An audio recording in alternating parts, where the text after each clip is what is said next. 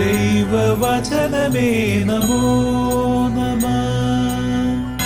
ജീവവചനമേ നമോ നമഃ.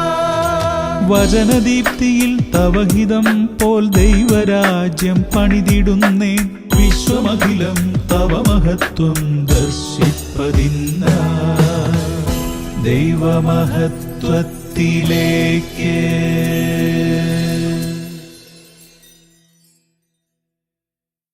കർത്താവായ ഈശോയിൽ പ്രിയ സഹോദരങ്ങളെ, സങ്കീർത്തനങ്ങളാലും ഗാനങ്ങളാലും ആത്മീയ ഗീതങ്ങളാലും പരസ്പരം സംഭാഷണം ചെയ്യുവിൻ. ഗാനാലാപങ്ങളാൽ പൂർണ്ണ ഹൃദയത്തോടെ കർത്താവിനെ പ്രകീർത്തിക്കുവിൻ.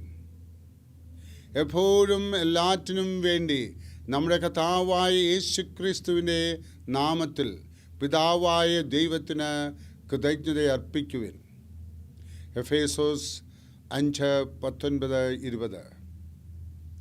ദുഷിച്ച വാക്കുകളും പ്രവൃത്തികളും ഉപേക്ഷിച്ചാൽ മാത്രമേ ജീവിതത്തിൽ ശാന്തിയും സമാധാനം ലഭിക്കൂ.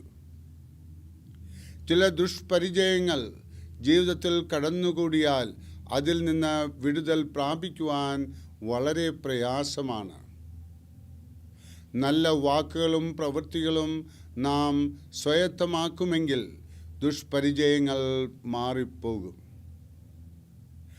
ആത്മാവ് നിറഞ്ഞവരായി സങ്കീർത്തനങ്ങളാലും ഗീതങ്ങളാലും തമ്മിൽ സംസാരിക്കുകയും ഹൃദയത്തിൽ എപ്പോഴും കർത്താവിന് സ്തുതി പാടുകയും ചെയ്താൽ എല്ലാ ദുഷ്പരിചയങ്ങളിൽ നിന്നും വിടുതൽ ലഭിക്കും.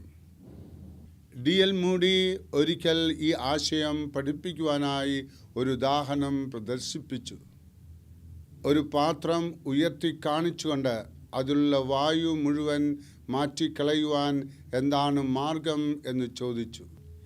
വായു ചേർത്ത് വെച്ച് വായു വലിച്ചെടുക്കാമെന്നും പമ്പ് കൊണ്ട് വായു പുറത്തു കളയാമെന്നും മറ്റും സദസ്യർ അഭിപ്രായങ്ങൾ പറഞ്ഞു.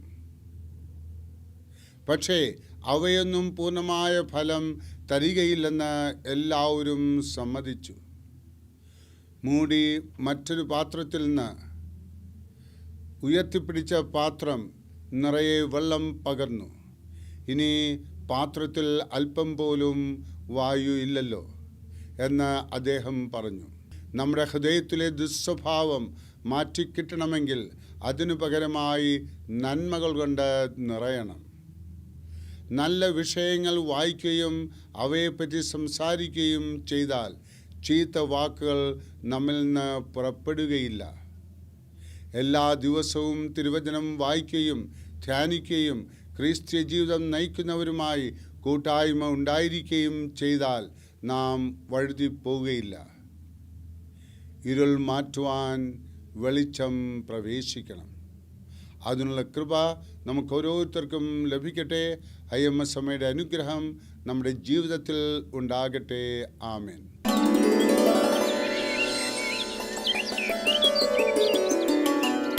ദൈവവചനമേ നമോ നമഃ.